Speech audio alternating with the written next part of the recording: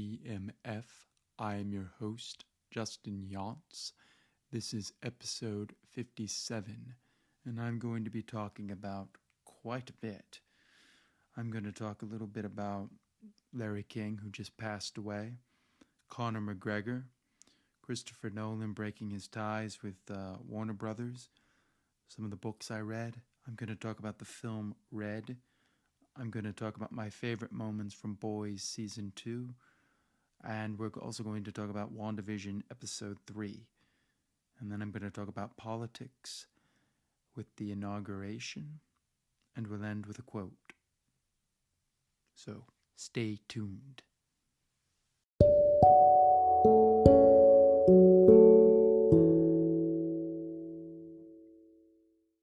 So let's start off today with Larry King. I was very saddened to find out that he died today. He was 87 years old, and apparently he died of coronavirus, so coronavirus has taken another. He was a great journalist. He was somebody who listened. He was somebody who could really, ask interesting questions.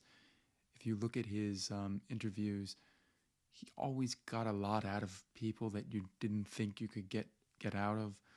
I mean, he was the stalwart at CNN for so long.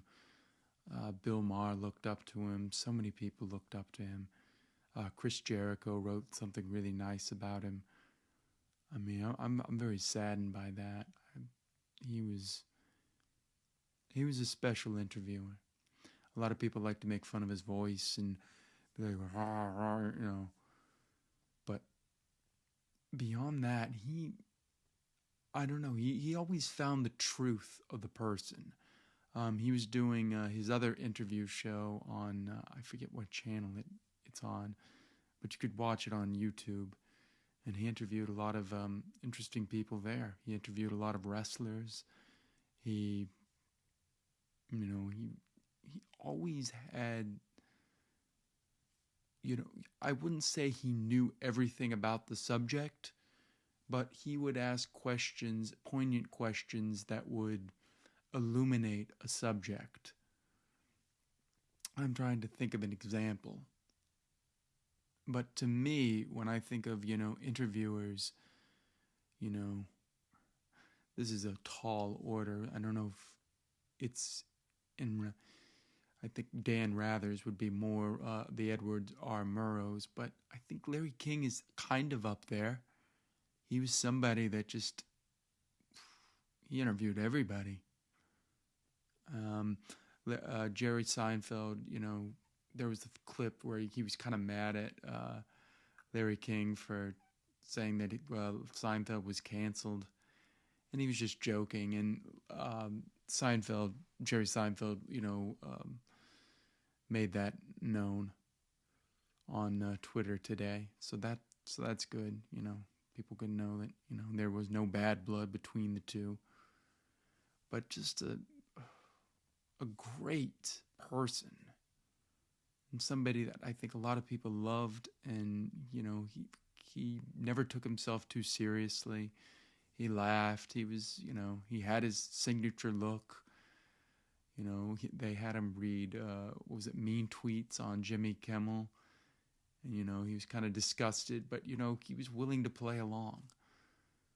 If I can think of more things to say about him in the coming weeks, I will, and maybe do some kind of a tribute episode. I was kind of saddened by the way CNN kind of pushed him out for Piers Morgan, but oh well, I guess all things have to end. But he will be missed. And he will be remembered. I mean, it's sad, but I think it's unfortunate that this virus has killed so many. Just a couple of hours today, we found out that Conor McGregor was knocked out by Dustin Poirier. I thought that was coming. I don't think he's the Conor McGregor that he once was. And I got to be honest with you, I mean, this is coming from someone who loved Conor McGregor, loved seeing his rise. He was great, but he's kind of become an embarrassment. When the Khabib fight Was it the Khabib fight? He took he rammed the bus and he hurt all those people. I thought that was inexcusable, and I thought his actions were, heinous, and he should have been punished. And I don't think a fine really puts it there. Just because he's famous and he's wealthy doesn't give him a right to endanger the lives of others. So I am kind of happy to see him get knocked out. Because he's just not, and all the sexual harassment charges that have been put on him, it's hard for me to cheer him or like him or see anything of worth of value to him. So I gotta say, I'm kind of happy to see Dustin Poirier clean his clock. He said he's gonna fight again this year, and he's supposed to be facing Manny Pacquiao, who will probably knock him out as well. So I don't know, not a good day to beat Conor McGregor, but you know what? In some ways, they think he deserves it. I don't like to, take pleasure in somebody's pity. I hope he finds himself again. He seems to be in better spirits, but to me, he just seems like he's not great. Not a great guy. So that's what I've got to say about that. And then on another note,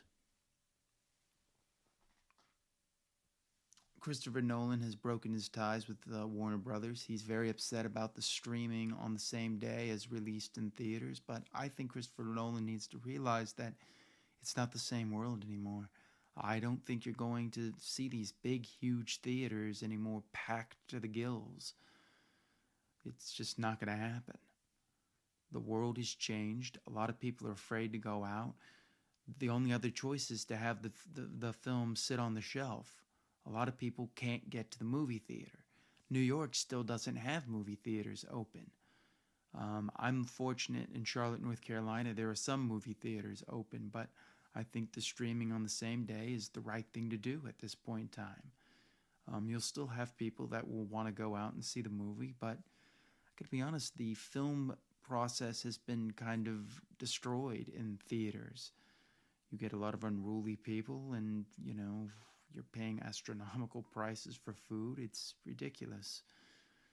But I would like to see theaters come back, but I think it's going to take some more time. No Time to Die, the James Bond film, was delayed again, and I guess it's like October, November now. And Fast and Furious has been delayed to May. So I don't know. It's a sad turn of events all around. I've had, on the books I read this week, I read Under the Black Hat by Jim Ross. This was a great book. Really, he seemed more freer to talk about things. And, he talked about how his relationship with McMahon kind of deteriorated when he went back to Oklahoma. And they just slowly kept, taking it out on him. And you see at WrestleMania 26, before, the night before he's going to go out, do it, they say, we're not going to use you. And he was missed in that match. I really wanted him to call that match. So I understand that. Reading about how Jan dies, that's sad to me. It really just makes me breaks my heart that he lost Jan, because Jan was a special person. Jim Ross is one of the best. He's one of the best. He cultivated so much talent. He was one of the best talent relations guy they ever had at WWE. He gave them Brock Lesnar. He gave them John Cena, Batista, all Randy Orton. Those were all on his watch. So great work from him. And then I read The Fifth Risk by Michael Lewis, who also wrote The Big Short and The Blind Side and Moneyball. Great book. It's more procedural. It's not really a lot of character in it, but finding out about, how there was a tornado and people didn't get the help they needed. All the corners cut in the Trump administration. It's kind of sad to see. Now I'm reading Impeach, the case against Donald Trump, Neil Katyal. and I'm almost done with that. And that's another procedural book, but that's good. My speed reading just keeps coming along. I'm learning about dusting now, which is even easier to read faster because now you're using the whole hand. And I got a little board so I can stick the book up and read at a 45-degree angle, because they say you should be reading at a 45-degree angle. So that's about it for the books. When we come back, I will talk about Red.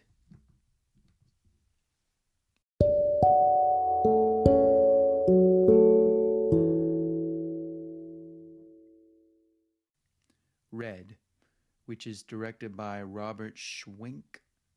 I think that's how you pronounce his name. Bruce Willis is in it. Morgan Freeman, John Malkovich, Helen Mirren, Carl Urban of The Boys, Mary Louise Parker, Rebecca Pidgeon, Brian Cox, Richard Dreyfuss, Julian McMahon, Ernest Borgnine, and James Remar. The score is done by Christoph Beck. I really like this movie. I was expecting it to just be standard action fare, but I thought this was really fun. Fun and a good movie overall. It reminded me a lot of Kingsman. And, just how, they had the action, but it was also a really good story. Robert Schwink, I thought his directing was really on point. I wasn't expecting. I mean, he's done a lot of things like, he did The Time Traveler's Wife and Flight Plan and Allegiant and Insurgent and R.I.P.D. But this was, I thought he did a really, really good job. I was really impressed with what this movie ended up being. I thought this would just be kind of, it was okay. And I was like really liking it. I thought they used Bruce Willis well. Bruce Willis was so, he was still Bruce Willis, but they gave him a lot to work with. Mary Louise Parker, this kind of person down on her, luck. I mean, it's kind of interesting that how he got a lot out of him. A lot of people say he does the same film over and over again, but I gotta say he did a really good job here, because it's basically about Frank Moses, Bruce Willis's character, is a former Black Ops agent who reunites with his old team to capture an assassin who's vowed to kill him. And he's talking to this woman on the phone, who's like, I think he's talking about his credit card or something like that. And she ends up, they end up targeting her. So he ends up kind of kidnapping her and taking her along for the ride. I thought this was just fun. John Malkovich was used well. Helen Mirren shows just how much range she has. She's so fun and just witty and just, always brings it. Brian Cox, who a lot of you now know from Succession, but to me, he was always the first Hannibal Lecter. And Manhunter, I believe, is the name of the film. And he brought, I thought, a lot of, good levity in it. Richard Dreyfuss was good in this. Morgan Freeman, always good. Okay, so Frank Moses, a former Black Ops CIA agent who's now in Red, which means retired, extremely dangerous, lives alone in Cleveland. And Frank creates an opportunity, to talk to this woman named Sarah Ross, who's played by Mary Louise Parker, worker at the General Services Administration's pension office in Kansas City. And he keeps tearing up his pension checks so that he can talk to her.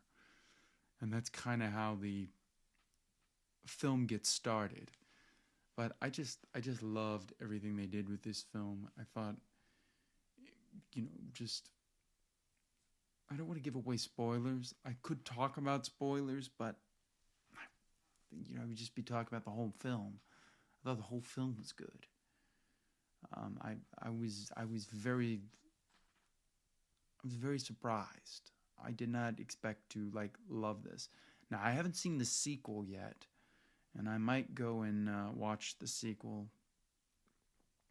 I hope it doesn't ruin the film for me. This was a pretty successful at the box office. I mean, 58 million. Oh wait, no, 58 million budget, and it made 199 million. So that's not bad. I mean, and this is an R-rated movie. So, that's kind of a hard. It's a hard thing to get. Kind of surprised. It's also it's a property of DC. So I guess it was like a comic book as well. So once again, the Homage Comics is the limited series is what it was called. But I recommend it. Go watch this film. It's really good. It's really good. Helen Mirren's delightful in it. Bruce Willis is charming in it.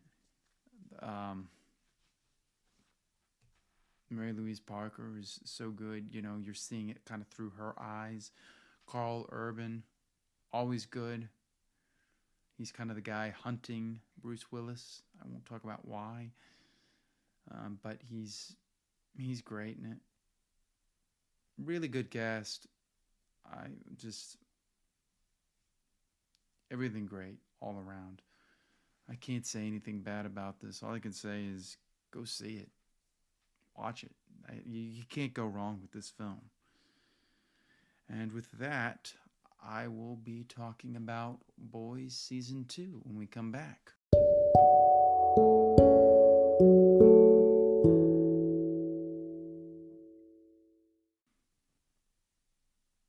The Boys Season 2. I really enjoy this season. Now, first off, this is all spoilers, so we're going right in. So I'm going to tell you, Season 2 is great. Even Barack Obama considered this one of his favorite shows of 2020. So that's saying a lot. If you can get a former president to watch your show, I got to say, you got something going there. So this is an awesome season. If you've seen season 1 and not season 2, go watch season 2. Really good. Only built on season 1. I really enjoy this show. And so I'm going to talk about my favorite moments. So spoilers, I'm going to give you 10 seconds.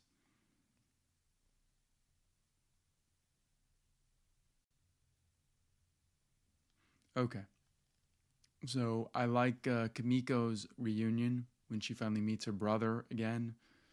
And they have a really nice, heartwarming moment. The Compound V leak, I thought that was a cool thing. Finding out, we find out the soups are all, basically steroided up freaks. Stormfront, we find out that, not only is she this sassy person, but she's actually a Nazi. And she's all the way back to Nazi time. We find out she's racist and she's killed African Americans and she's, done a lot of horrible things. And she was like married to she was with Hitler, the first person who created the V. So we found out that Compound V goes all the way back to World War II. And Stormfront tells Homelander that, that he's everything that they wanted him to be. So, looking for Superman. There you have it. The Superman, which Nietzsche talked about. Maeve, when she's kind of thrown under the bus by Homelander, and she's kind of forced to rekindle her relationship with that, and they're kind of just using it as a plot to make the company, Vought, more powerful. Homelander is just completely crazy in this and just is, out to exert his authority in any way he can. There's one point, Homelander pushes his son off a roof. I mean, you don't get that. I don't think you can get more twisted than that. Homelander threatening Starlight and wanting her to kill Huey in front of him, and like doing it in a joking manner. I mean, this guy is very just crazy. The Butcher showing his compassionate side, and Homelander's like, you're not gonna take that kid and save him. He killed your bride, your wife. And he goes, I made a promise. And we see the two differences between Homelander and the Butcher. And Butcher. His Butcher, underneath it all, is going to do the right thing. Homelander doesn't have that. Butcher has sympathy and care. He does a lot of bad things, but underneath it all, he's a good guy. Whereas Homelander is he's too far gone. There's no reconciling with him. And Butcher saving Ryan from Homelander shows that. And then my favorite moment is Maeve showing up with the phone and threatening Homelander and saying, if you kill him, I will release to the world that you let everybody die on that plane. And then she puts her demands out there, and he says, if you do that, I'll kill everyone. Talking about Homelander here. Homelander says, I'll kill everyone you know. And he says, good, just as long as they know what a monster you are. And that stops him in his tracks. And it's such a great moment. One of the best moments you'll find. And then Stormfront, when she's finally fighting Starlight and Kimiko and Maeve, and they just beat the crap out of her. And it's a great girl fight. This season had so much stuff. We had Giacomo Esposito, who you know as Gus Fringe, is in this season as the head of Vought. And we saw that preview in the first episode. Really good stuff. This just is such... I love it. I can't wait for season 3. Homelander, they gave him so much to work with. Stormfront, he kind of begins a love relationship with Stormfront. But it's not really love. It's just, stroking his ego. Everything is ego with Homelander. And Starlight and Huey, we see that their relationship is really on solid ground. And that, and Butcher, doing what he does for his wife. Save Ryan. Shows what a great guy he is. I just gotta say, this season is just superb. Go out and watch it. And when we come back, I'm going to talk about WandaVision, episode 3.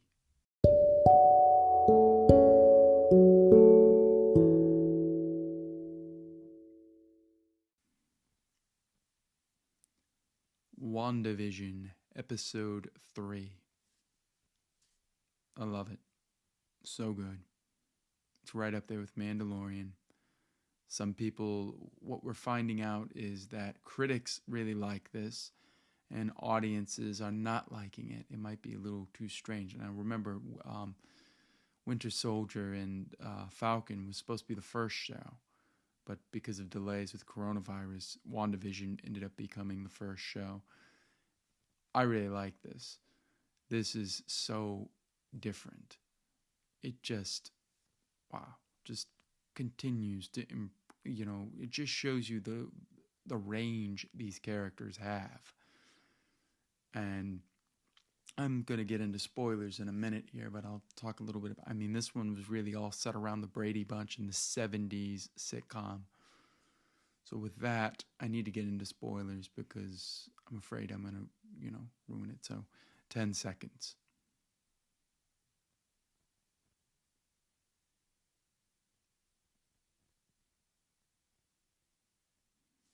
So, WandaVision Episode 3. I thought this was a terrific episode. We had the whole Brady Bunch thing, and, they filmed it like the Brady Bunch, and the house looked like the Brady Bunch, and, it had that, that feel, that 70s show feel to it. And we found out, Wanda's pregnant, and Vision's trying to help her, But then we get the first glimpse that things are not what they seem. As they say, it's not what it is. And Geraldine mentions the twins, because Wanda ends up having twins. And Geraldine says, Ultron killed him. And so we get the first kind of continuity here with the MCU, with WandaVision, where we're calling back to Age of Ultron, Pietro, Quicksilver, and how he died, and she's remembering some of the pain, and Geraldine's kind of scared, and then at the end of the episode, she throws him out of this world, and they play Daydream Believer by the Monkees. And as we fade out, to find out that the whole town is kind of under quarantine, and that the military are there to rescue Geraldine there. So little hints there. And then when Vision comes back, I said, "What happened to Geraldine?" And she says, "Oh, she left." So Wanda is creating this. Now, this is supposed to take place after Endgame, so did she just take a town and just brainwash everybody? Because she can create any reality she wants. She's kind of got like the reality stone already in her. She's the Scarlet Witch. And so did she do this? Is somebody else pulling her strings, which I think is what's going to happen, is Nightmare. Episode 4, Paul Bettany said that this episode is going to blow your mind. So that says something. I just love it. I love what they're doing here. It's so different from anything the MCU has ever done. And they're allowing things to like really settle and marinate, and having this backdrop for all these sitcoms, and then having this real dark tone underneath it all is like, what is going on here? I thought this was probably my favorite episode so far. Really good stuff. I recommend watching it, and I don't think I got anything else to say. Just watch it. Really good stuff. And we got another hint at Hydra Sponge. So Hydra Sponge, Pietro, Age of Ultron, all these little Easter eggs being thrown in there, and the things are not what they seem. And twins, they had twins. Remember, Wanda's a twin. So good stuff overall. So when we come back, I'm going to talk about politics, and we'll end there.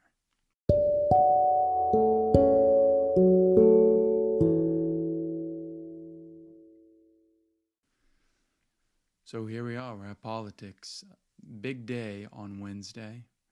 So at noon, noon is when the nuclear codes turn over to Biden. So at noon, January 20th, 2021, Joseph R. Biden Jr. became the President of the United States, the 46th President of the United States. And he gave a wonderful speech. Now, some people have criticized it as they think that there is no unity, but you know what? We can try. So to Megyn Kelly, I think we should try to have unity. She said she, likes an inaugurations. Can't pronounce that word.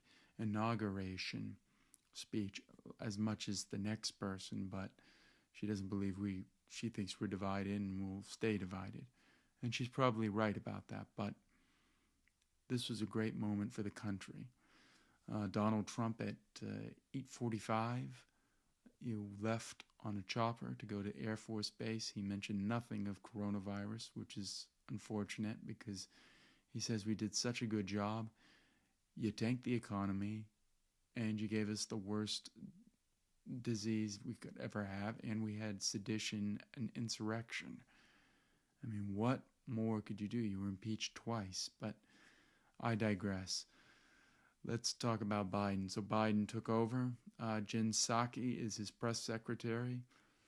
It was interesting to see press briefings again. We're going to get those every day. And somebody put up a Sean Spicer next to Jen Psaki and seeing the two differences and the contrast, the kind of dichotomy between the two, and how one opened his press briefing by saying, this was the biggest inauguration ever. Whereas the other one was like, look, that's okay. We're going to disagree sometimes, but, that's the job. He got to work signing executive executive orders. A lot of them good. Some bad. He seems to be hell-bent to destroy Maduro. And he's helping the lobbyists siphon, money so that we don't get Medicare for all or a universal health care plan, which is what we need.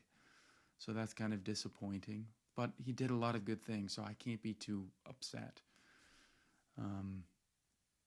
He had his first cabinet person on day one, and it looks like impeachment trial will start very soon, as the impeachment articles will be sent on Monday.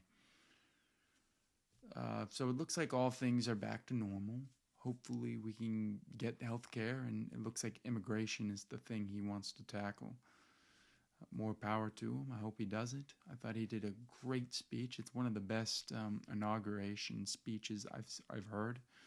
I thought it was better than Obama's, better than Trump's American carnage. I mean, what can you say about that? That was just division. Whereas this was all about unity. He said, look, if you didn't vote for me, give me a chance. If you don't, well, we can disagree sometimes. That's democracy. I like those words. I think he's going to try. I think he's going to do a good job.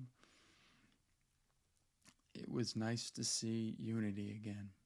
It was nice to see, the Democrats and the Republicans all kind of aligned on that day. And the fireworks and the musical special was great. I thought it was great. I think he's off and running. As I said, there was some bad, some good, but you know what? We're not going to agree on everything. I just hope he can fix this. It looks like he's up to the task of fixing coronavirus. We had Fauci out there giving us the things, and Amazon has offered to help speed up the vaccine implementation into the world. So let's hope for good things. I'm on his side. Let's hope for the best. We need unity, and we need him to be good. And with that, I think I'm going to end with a quote. And my quote is, "You learn more from failure than from success. Don't let it stop you. Failure builds character." Once again, you learn more from failure than from success. Don't let it stop you. Failure builds character. So yes, you may fail, but you know what? You're going to learn from that, and you're going to be better for it. So don't say, well, I'm going to fail anyway, so why bother? You should always bother. You should always care. Go out there. Continue to make a difference. Even if you fail, you'll learn more from failure than the successes. And with that, I don't have much more to say. I want to say thank you for listening, as always. And you can always find me at my handle, @JustinYachts. I would recommend watching Red. I'd recommend watching The Boys Season 2. WandaVision Episode 3. WandaVision as a whole, great stuff. Inauguration, really good stuff. Larry King, rest in power, my friend. Christopher Nolan, I guess that's what you've got to do, what you got to do. And last but not least, Conor McGregor. Sorry you got knocked out, but you know what? Stuff happens. And with that, I bid you adieu. So I will see you next time on the DMF.